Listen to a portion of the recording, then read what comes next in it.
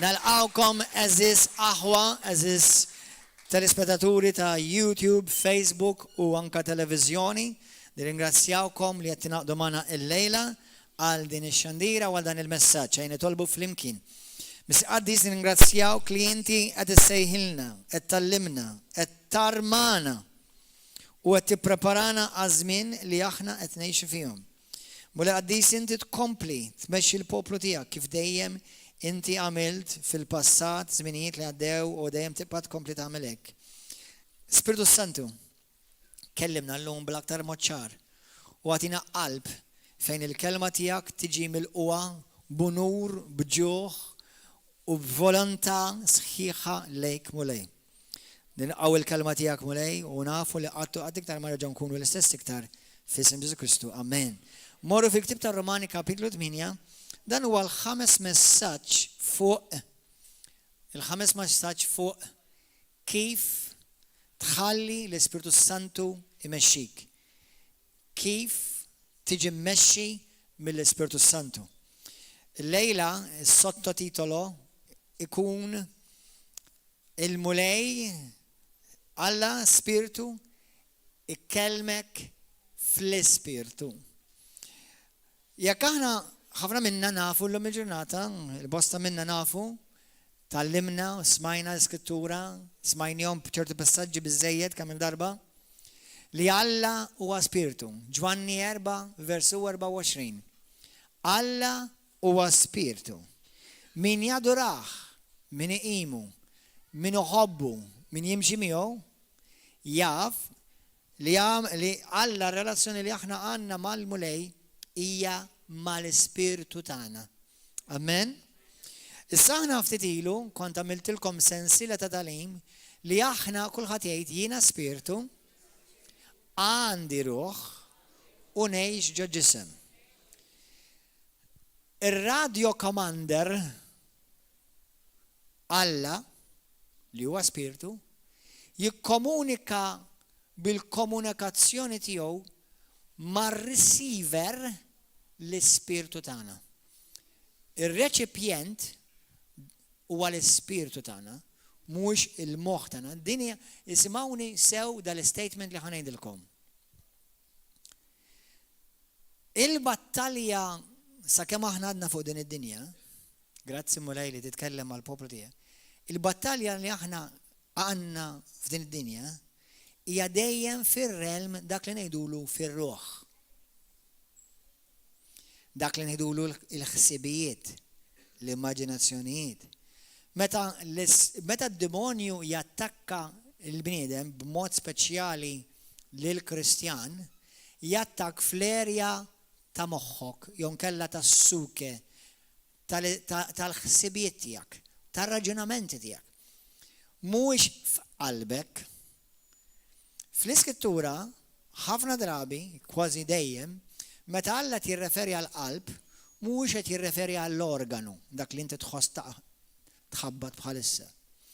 Meta tirreferi għal qalb fl-iskrittura, Alla tirreferi għall-Ispiritu li inti krejat bħalu. Għall-Ispiritu ikkrejat bħalu, spiritualment. Alla ma jikkomunikax ma' moħħok. Din importanti. Alla ma jikkomunikax ma' moħħok.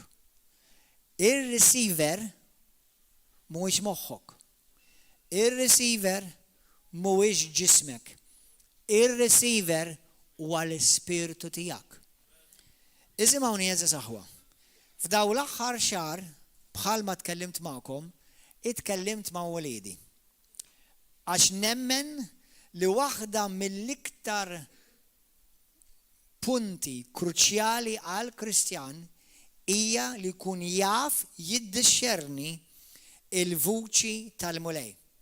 Fil-bidu għedtilkom, 5 lezzjonijiet ilu għedtilkom li xi drabi tista' tkun vitali għalik, tista' tkun kwestjoni ta' ħajja u mewt. Tista' tkun ta' mewt anka spiritwali. Jekk inti ma tħallix l-Ispiritu talla imexxik u tisma' il-vuċi tad-dinja, li l-vuċi tad-dinja titkellem hawn. Il-vuċi tal-Alla titkellem hawn. Għalhekk inti fil-Bibja Alla ma jgħidlekx jiena nara l-moħħ tal-bniedem, jiena nara l-qalb tal-bniedem.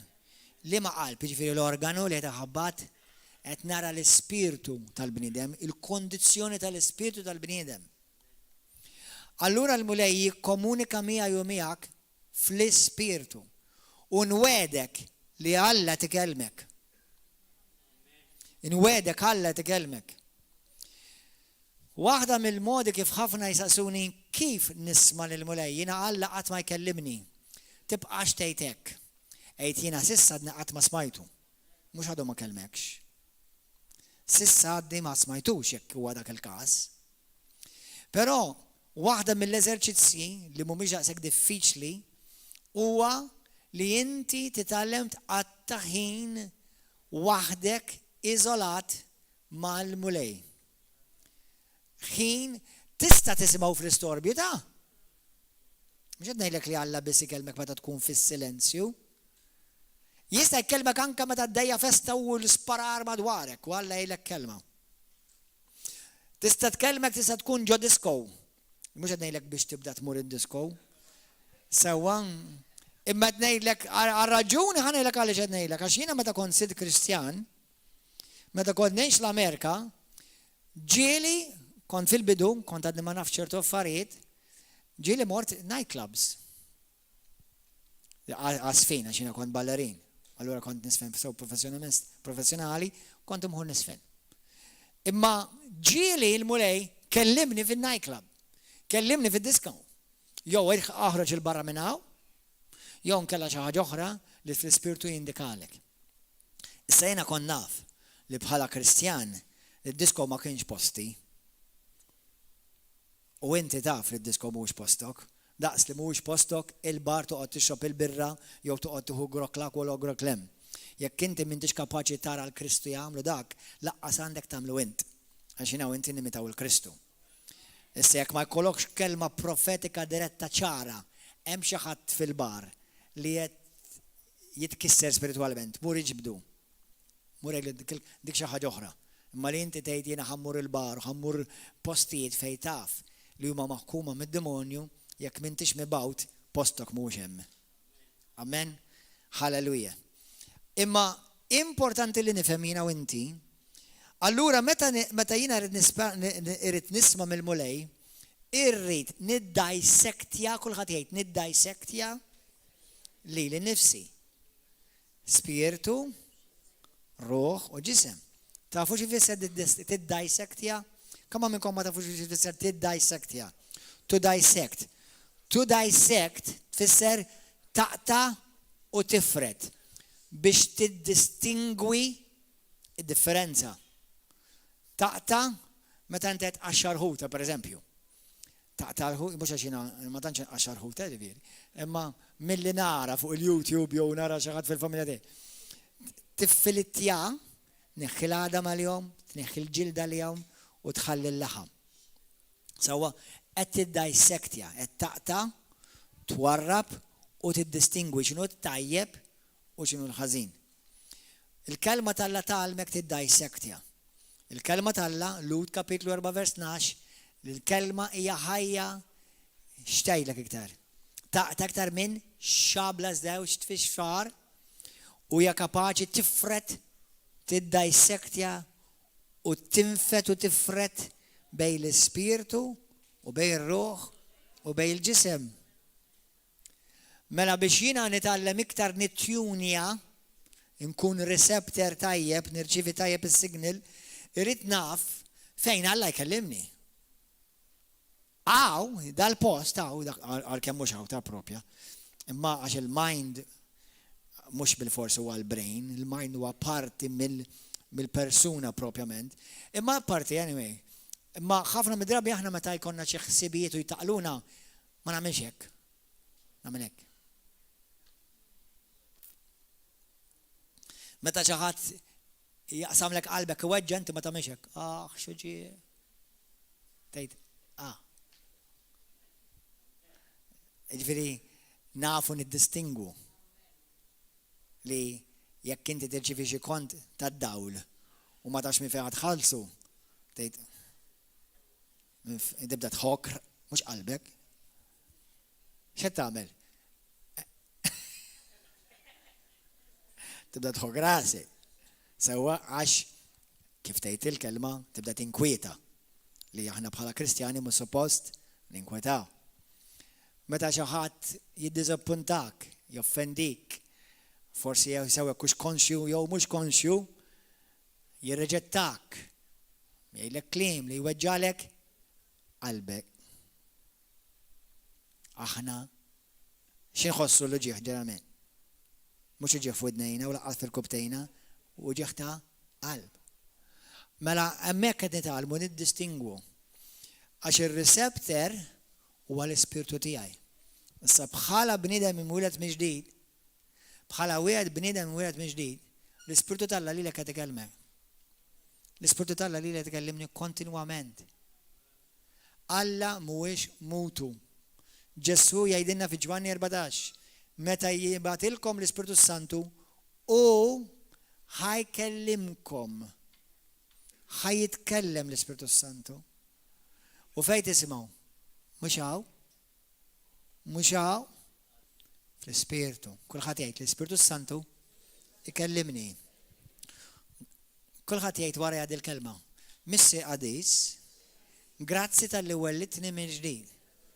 Permezz ta' ibnek Ġesu Kristu. Illum jiena imwieled minn ġdid fl-Ispirtu. L-Ispirtu tiegħi huwa ġdid, imwieled minn Alla. Ħaġa waħda mal-Missier. U fl-Ispirtu tiegħi jiena nisma' il-vuċi tal-mulej. Jiena nisma' l-Ispirtu Santu. L-Ispirtu tiegħi huwa sensittiv għal vuċi tal-mulej, għal vuċi tal-Ispirtu Santu biex imexxini, biex jigwidani, biex jiddireġini.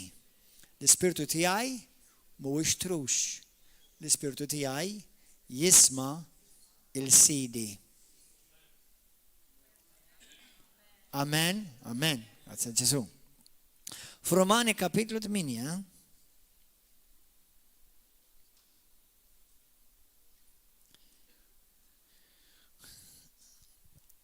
fi żmien li aħna tnejxu, mhux biss fi żmien ta' f'kwalinkwa żmien għax wara kollox il-Bibja inkitbet 2000 sen ilu l-istess prinċipji kienu jgħoddu dak iż-żmien. Imma kemm huwa importanti f'dan iż-żmien li l-ħażen sar in-normalità, kemm inti rid ikollok spiritu sensittiv għall-Ispirtu Santu. Għax jista' jkun li tara bosta li jagħmlu ċertu affarijiet, jieħdu deċiżjonijiet, immorru ċertu vijas, jew għax kif taqbadej triqat, jaqbdu ċertu triqat fil-ħajja tagħhom li Alla tgħidlek don't go. Imma x'jagħmel il-bniedem li minflok jimxi bl-ispirtu imma jimxi bil-ġisem jagħmel. Apparti li ma joġobx l-Alla, apparti li jidneb, ipoġġi li nnifsu fil-periklu. Fil-Ktieb ta' Galatin rajnihom dal-passaġġ tal-aħħar. Imxu fl-ispirtu jew inkella ħallu l-Ispirtu Santu jmexxikom, ħalli ma tħallux il-ġisem jmexxikom. Għejdli kemm il-deċiżjoni tagħmel int kuljum u tħalli jew nkella titjunija li ma l-Ispirtu Santu jekk hix ġejja minn Alla jew mill-ġisem jew mid-dinja. Mela għandna ħafna Kristjani waqt li jekk huma Kristjani huma salvati, jekk huma Kristjani veru huma salvati, imma qed jimxu mhux mal-Ispirtu Alla, qed jimxu man-naċ ta' bendu. U dik importanti. Għax Alla għandu pjana l-ħajtek u jridek li inti twettqu sal-aħħar. U x-xitan għandu pjana l-ħajtek ukoll.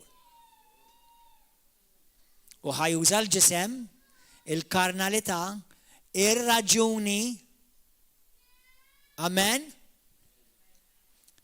Romani 8, tielet darba. Vers 14. Halleluja. Romani 8, vers 14. Isma xjajt l-iskrittura. Daw kolla li jmexxihom l-Ispirtu ta' Alla huma wlied Alla. Dik il-kelma wlied ġieli għedtilkom, ma forsi għal ma jafx, jew nisa, dik il-kelma wlied fisser daw kolla li huma Kristjani, ħana mela amplifikata. Dawk il-Kristjani kolla li mhux Kristjani biss għax tal-isem jew għax imorru ġobinja, imma xuma maturi li fil-maturata tagħhom jixbħu lil Alla u li ta' Alla maturi, il-kelma hujos, dawn huma li jmexxihom l-Ispirtu tal-Alla. Sena ftit, mela hekk imexxik l-Ispirtu tal-Alla, mhux id-dinja tmexxik. Mhux il-gvern imexxik. Mhux il-finanzi jmexxuk. Mhux il-biżat imexxuk.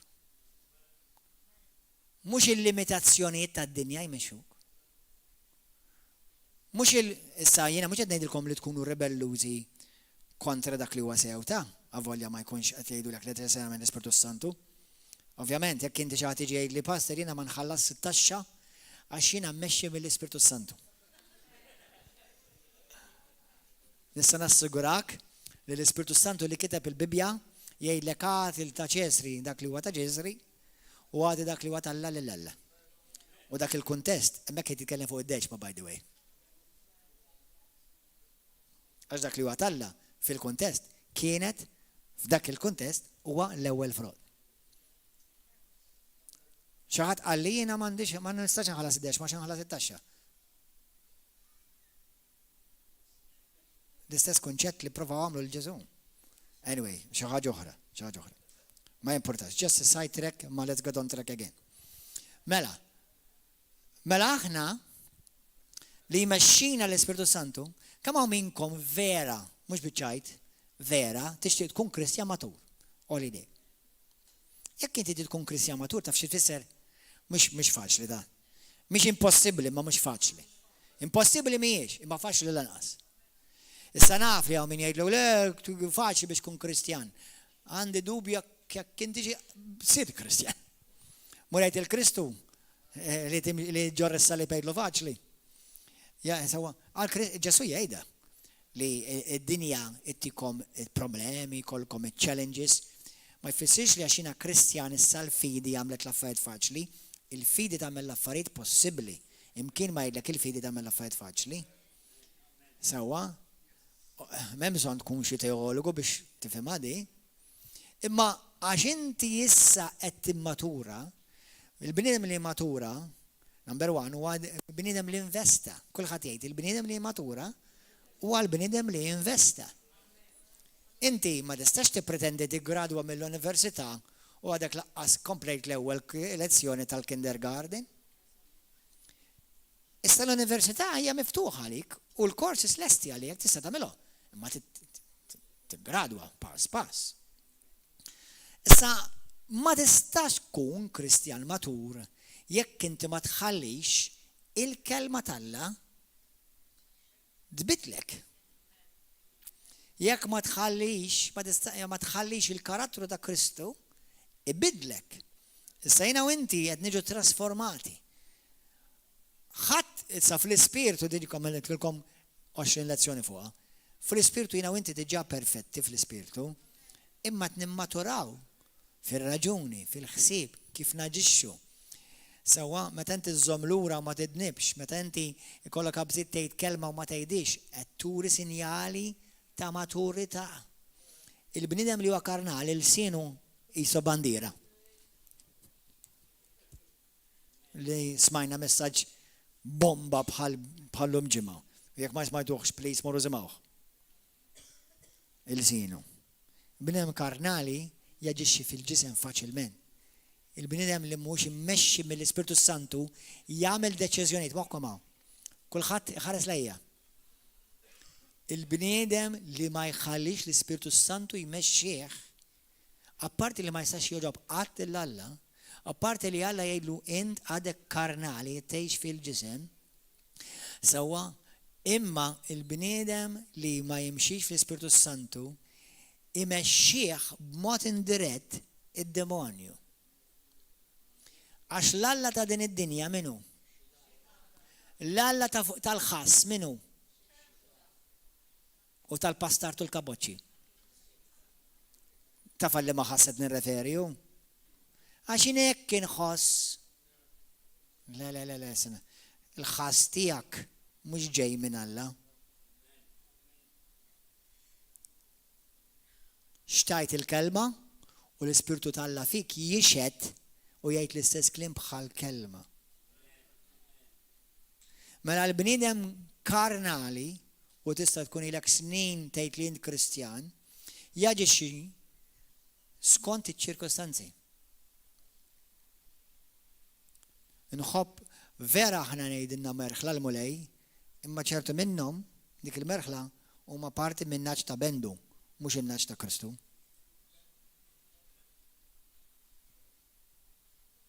U Bendu hawnhekk kien joqgħod ħaltarxin faċċat.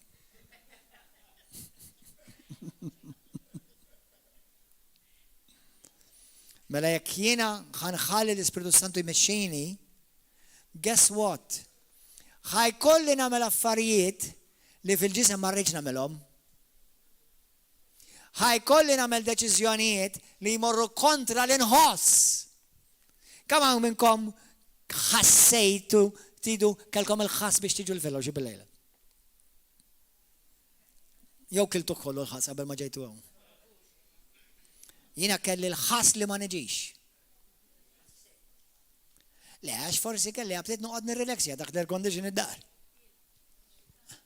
Sewwa, kemm il-darba jkolli ħass ma jkollix għabtiet niġi, kemm il-darba jkolli ħass ma jkollix għabtiet inċempel il-ħadd, jew jgħidu li ċempel li jew għax għandhom bżonn l-għajnuna, kemm il-darba jkolli ħass biex nagħmel l-oppost, imma naf l-Ispirtu tal-Alla x'jgħid li rid nagħmel. Il-ħass jgħid li taħfir x'pattija. L-Ispirtu tal-Alla jgħidlek aħfer u insa malajr. Mhux ovvja. Mela jekk għadek ħanejlek eżis Kristjan. Sewaw u sew hemm fuq il-Facebook, YouTube u televiżjoni. Jekk inti jmexxik il-ħass u l-emozzjonijiet, għod attent taħija. Għax m'intix toġob il-Alla u għadek qed timxi fil-ġisem u Alla jgħidlek karnali.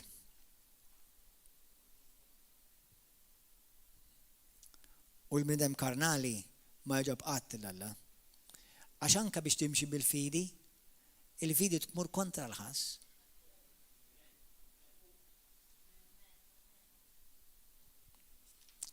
Mela, vers 14, dawk kollha li jmexxihom l-Ispirtu tal-Alla huma wlied tal-Alla.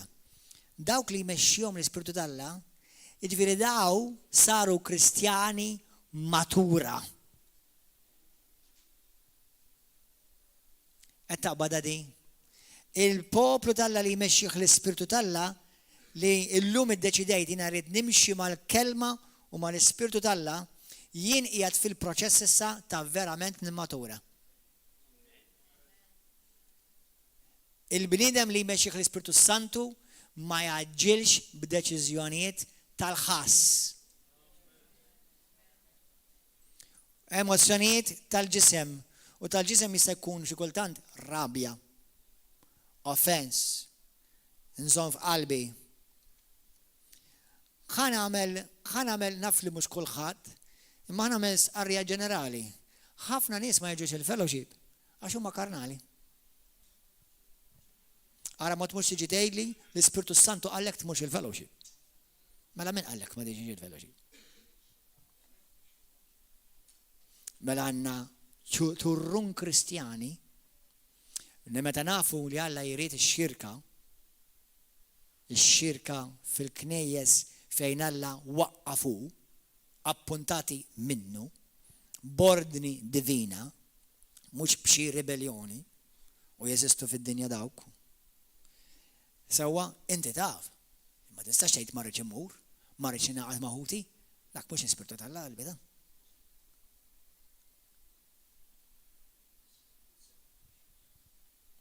Imma passa jiena taf kemm insegwiku ma nirtifx programm wieħed.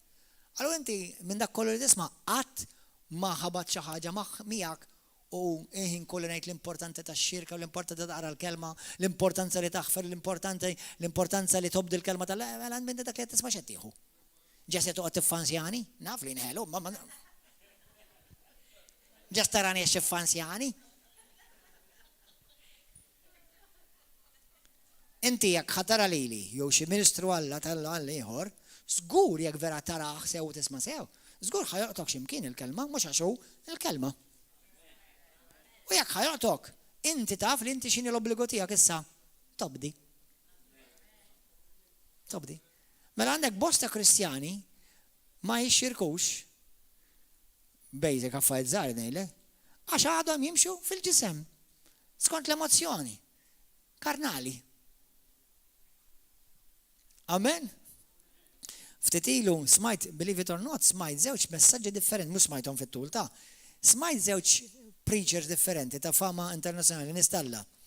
Qalu li kieku l-Kristjani kollha ħasra jiġu fi qbil, jiġu f'pożizzjoni ta' maturità fejn naqblu, mhux qed ngħidilkom naqblu fuq kollox ta', naqblu fuq l-essenzjal u naħdmu flimkien, għal kieku d-dinja jissir ħoġġaġġa dan l-Ispirtu Santu.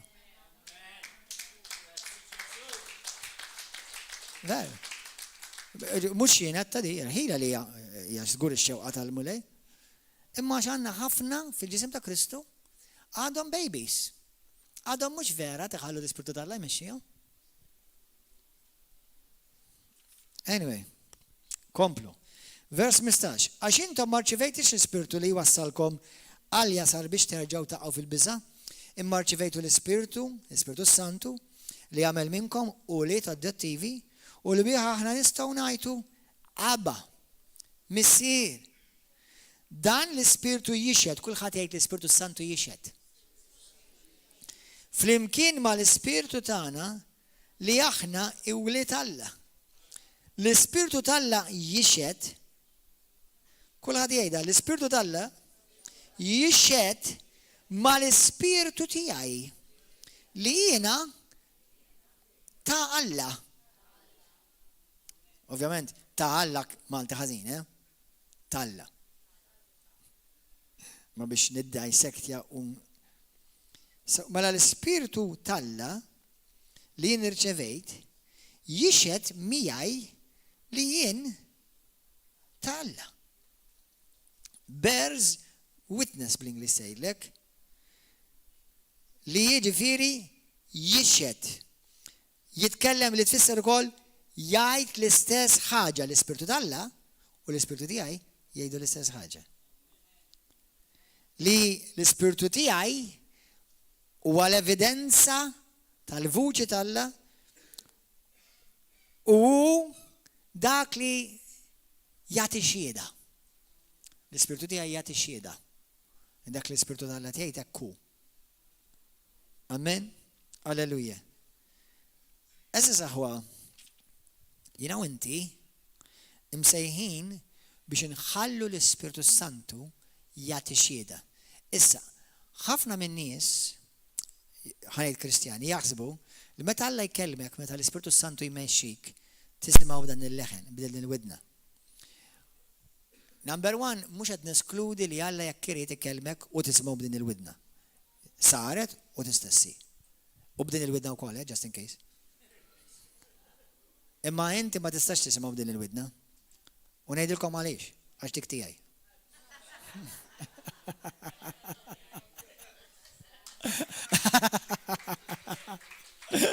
Alleluja. Mela, jekk Alla jista' jagħżel li jkellmek audibly b'vuċi, però ħanidilkom aħwa, iktar ma Alla jkellmek b'mod sopranaturali moħħkom hawn. Iktar Alla ħajrrekjedi minnek u iktar hemm responsabilità. Jiġifieri jekk inti verament tisma' Alla jgħidlek xi ħaġa u smajta, minn kien. Smajtek, I'm telling you right now, that's a very serious call.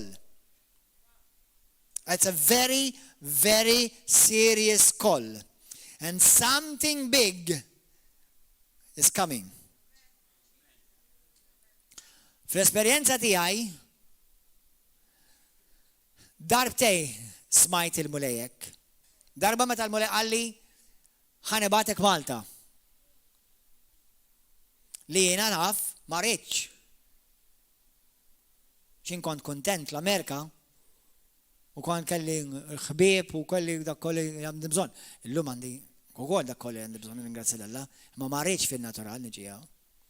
L-oħra hija meta l-mulej sejjaħli speċifikament għal xiex sejjaħli. Li meta smajtu l-mulej letteralment ħares madwari kaw xi ħadd tkellimni. Vera. Però ngħidilkom 26 sena Kristjaneżmu darbtej biss smajt il-Alla audibly. Audibly, vuċi. Pija, il-maġġoranza ta' drabi li nagħmel deċiżjonijiet maġġuri smajtu? Bix-xhieda tal-Ispiritu Santu jixhed mal-Ispiritu tiegħi. Meta aħna dħalna aħwa, meta aħna konna il-post liħor ħażabuċ, ħadna dak il-post kontra il-natural kollu. Kif jista' jkun intom kif taħat affordja għadik meta konna qed nikruha. Hawnhekk l-istess, kif għad affordja? Infatti, naf fin-natural ma kontx naffordja. Bil-fors kelli nisma' minn Alla bekk, ma nistax taffordja. Kif ħadd ħaġa ma tistax taffordja? Għax ikollok kelma minn Alla.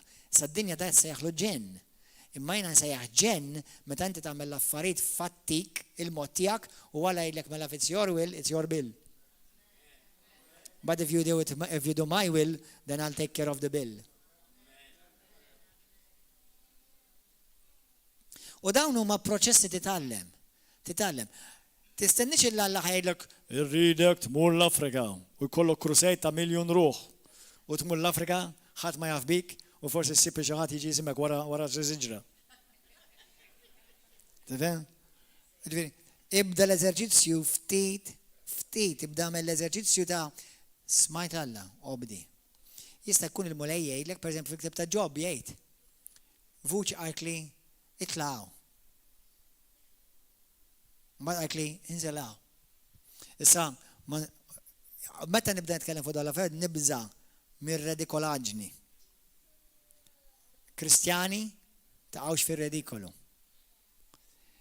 Alla m'għandux ħin x'jaħli. He is practical. Alla huwa prattiku. Okay? Imma importanti. Illum kont nitkellem ma' xi ħadd. Anke meta tiġi biex tieħu mediċina. Itlob fuqha. Itlob birika. Birika il-mediċina jekk ħadd Imma jista' jkun li forsi mediċina jew restorant li ħatmur jew ħadd ħanejdilkom ħaġa ġat lili. Mela konna morna ilu xi sena u nofs sentej. Korna morna niklu. U jiena ordnajt seafood. And I tell you, after we ate, I was seeing all the food I ate.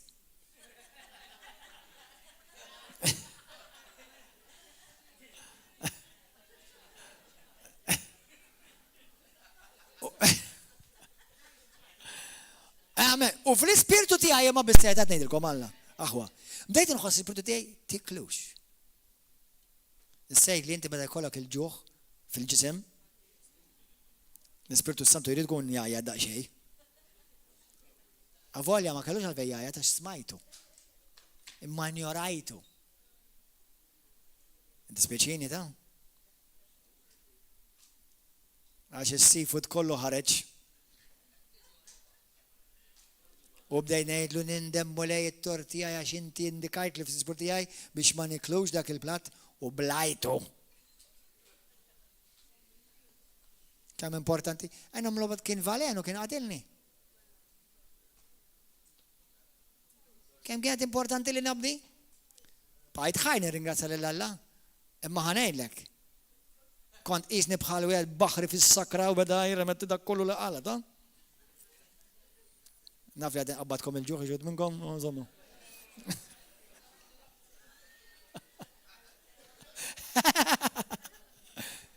it-talima jadi Alla mhux ħajdlek mur ibni kastell. Alla jabli ħajdlek dan tiklux. Imma għaliex? Naw killuħ. Alla għandu raġuni tajba għaliex qed jgħidlek tiklux. Tmurx hemm. Imma das mhux kulħadd imur hemm. Int tmurx. Mhux għall-fellowship żgur qed ngħidlek. Għax ġieli intom, pereżempju, oħtna hawnhekk il-ġimgħa l-oħra ta' ċieda kif Alla ħellisha mill-mewt. Għax fil-familja tagħha qalula ejjew magħna fuq il-mutur tal-baħar xejdu li dak. Jet ski. U fl-ispirtu tagħha li tħoss li m'għandix tmur. Dak kien il-pjan perfett Alla li ma tmurx. Sa fil-ħnina kbira tiegħu Alla, għax Alla huwa missier li jħobb il-ulidu. Għaddit minn esperjenza li llum nirringrazzaw l-Alla li tista' tgħidha tirrikkonta dik l-esperjenza. Imma l-ftit ma metitx da. U rat il-mewt. U għamlet 3 ijiem bit-trauma. Li kieku samat l-Ispirtu tal-Alla u bdietu. Le, mux għedin xosni tajjeb ta' le, l-Ispirtu tijaj le, mur wahdek. U għajja tibza, ħanajlek, xie kultant l-Ispirtu tal-Alla jindikalek ċertu affarijiet biex jiproteġik. Mux ovvja. Xinajdu, per esempio, meta jiġu għal-biznis. Jista' jkun li inti tħalt f'xi biċċa xogħol jekk kun xi ħaġa negattiva Alla jgħidlek tagħmilx di. Jew bil-kontra, aħtafa di. Alla jinteressah li inti l-business tiegħek imur tajjeb. Iktar u iktar jekk inti xi ħadd li bil-flus tiegħek tonora lil Alla. Għax Alla x'ħajafda il-xi ħadd li ma jistax jafda xi ħaġa bil-flus, jew il-xi ħadd li jafda l-flus bidi għax jaf li dal-persuna jew dil-persuna ħajamlu l-ġid u ħajsapportew il-Vanġel. Allora mhux ovvja li jixtieqek il-mulej inti tmur tajjeb finanzjarment? Amen? Kemm importanti li nisimgħu l-Ispirtu Santu eża saħwa.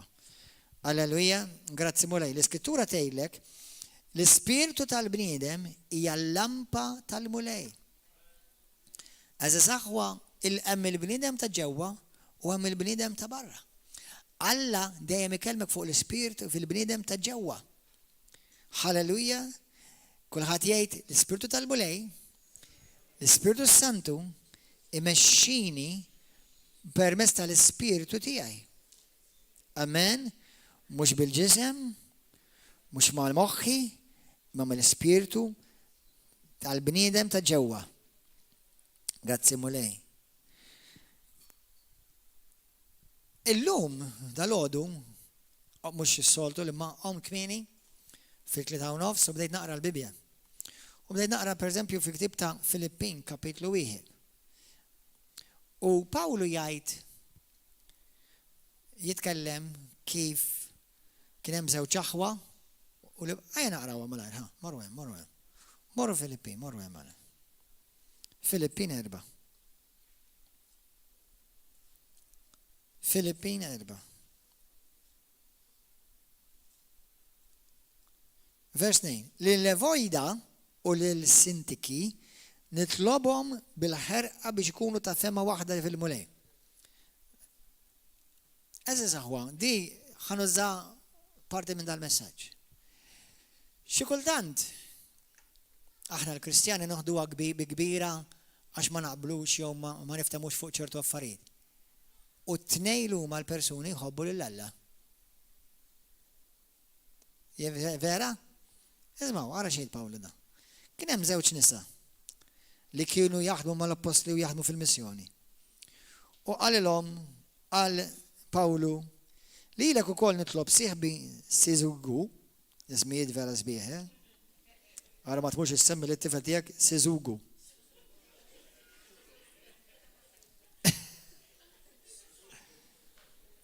Ejnom int qed jgħidlu Sizuku, ejnom il daw in-nisa. Għax huma tnejn tħabtu miegħi fix-xogħol tal-Vanġelu flimkien ma' Klement u l-bqija ta' sħabi. Issimhom miktub fi ktieb tal-ħajja. Hawnhekk Pawlu xi jgħid, daw it-tnejn iħobbu lil Alla. It-tnejn huma ta' Kristu, insimhom miktub fi ktieb tal-ħajja salvati, imma kellhom disgwid bejniethom. Ejnu. Eżiż aħwa l-Ispirtu Santu ħajmexxik. Jista' jkun jiena u inti ma naqblux f'ċertu affarijiet. It's okay. Don't let your jigsaw puzzle fall apart. It doesn't have to. Amen. Tħallix l-affarijiet taqtawlek qalbek. Aħna l-Ispirtu tal-Alla jgħinek biex inti l-affarijiet tirranġawhom. Titkellmuhom u taslu għal qbil. Tista' taqblu li ma taqblux. Tista' taqblu li t-tnejn għandkom raġun. Ma waħda wieħed msejjaħ nord u l-ieħor msejjaħ sawt. So, jew l-ieħor jara viola u l-ieħor jara kafe latte. Qabel it-tnejn huma bżonn jużi. Allura qed ngħidilkom dal-spunt daħħaltu issa għax l-Ispirtu tal-Alla jaħdem biex iżomm il-għaqda. Eżaż aħwa, jekk inti matur fi Kristu, ma tistax taħdem il-kontra, taħdem dejjem favur l-għaqda. L-Ispirtu tal-Alla mhux ħajjejnek biex kisser tifretu u dak mhux l-Ispirtu tal-Alla. L-Ispirtu tal-Alla huwa matur, hello, ovvjament l-Ispirtu tal-Alla huwa matur. U aħna li aħna mmexxin mill-Ispirtu tal-Alla maturi, jew għandna nkunu maturi biex naħdmu għal għaqda. U l-Ispirtu tal-Alla dejjem ħajkelmek biex inti tagħmel l-affarijiet tajba, tiftijem, sewwa tiċċaraw l-affarijiet bejnietkom u ma tħallux għalfejn tibboderjakom. Ħa naqsam magħkom din l-Iskrittura Filippin kapitlu 1. Morru Filippin 1.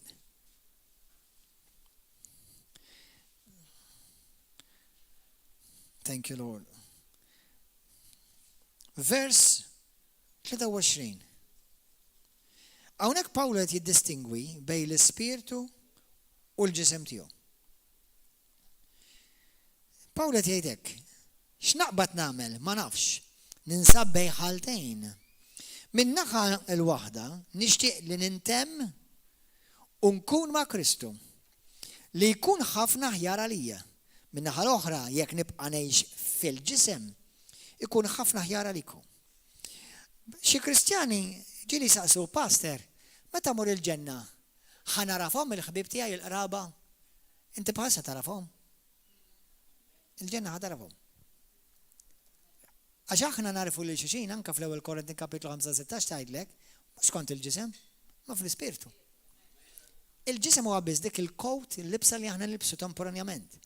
Meta aħna noħorġu minn dan il-ġisem, l-ispirtu tiegħek ħajoħroġ minn dan il-ġisem, inti ħataraf. Bliema lingwa aħna nitkellmu l-ġenna?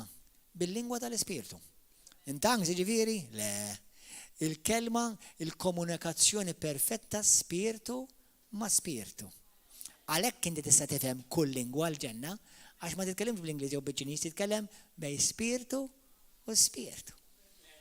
Ma' Kristu jitkellem għaliex Ġesu jaf il-lingwi kollha. Għax Ġesu jitkellem mal-ispirtu tagħna u nisimgħuh bil-Malti jew nisimgħuh bil-Ingliż.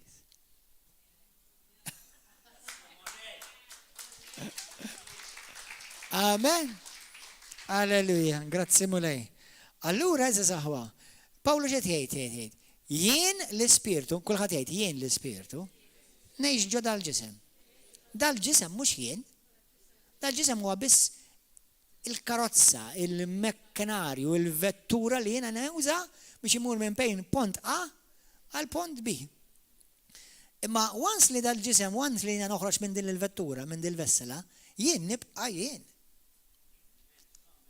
Taf li inti fil-ġenna ħajkollok il-karattru li għandek int. Minu kalm, ħajibqa' kalm. Jiena ma x'ħankun ma dak id-dipartiment.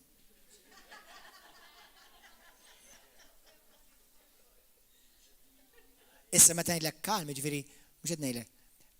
Għax anti għandek nies li huma kalmi, b'natura. Hawn nies huma aktar irrevjati. Mhux irrabjati, irrevjati. Hemm differenza bejn irrevjat u irrabjat. Sewa, kulħadd għandu il-xedula di, il-karatteristika tiegħek. Pawlu fil-ġenna, issa dija minna trid ma tix temminix. Ma min ma intaqa ma Pawlu fil-ġenna, jew intaqa pereżempju ma' karatteristiċi fil-Bibja wara l-ġenna, jgħidulek tarafhom għandhom il-karatteri differenti. Ovvjament dejjem il-karattru Kristu ta' Kristu, imma Kristu kollha ma aħna ġisimna Kristu. Inti Kristu l-verżjoni tiegħek. Int Kristu l-verżjoni tiegħek. Ovvjament il-ħażin ma jibqax fik żgur. Sewwa, imma jekk inti naf bejn persuna tħobb tgħid ħafna fil-ġenna ħtibqa' tgħid ħafna. Jekk bniedem ma tħobbx jitkellem, qabli ma tax jitkellem. Għandek il-karatteristika tiegħek. Għax il-veru int huwa l-ispirtu, mhux il-ġisem. Amen aħwa, il-ġisem nieħdu ħsiebu, nitimgħu tajjeb, nagħmlu naqra exercise, sewwa ħalli ngawduh, ħalli aħna nagħmlu x-xogħol li l-muli għandu għalina f'din il-ġenna. Amen.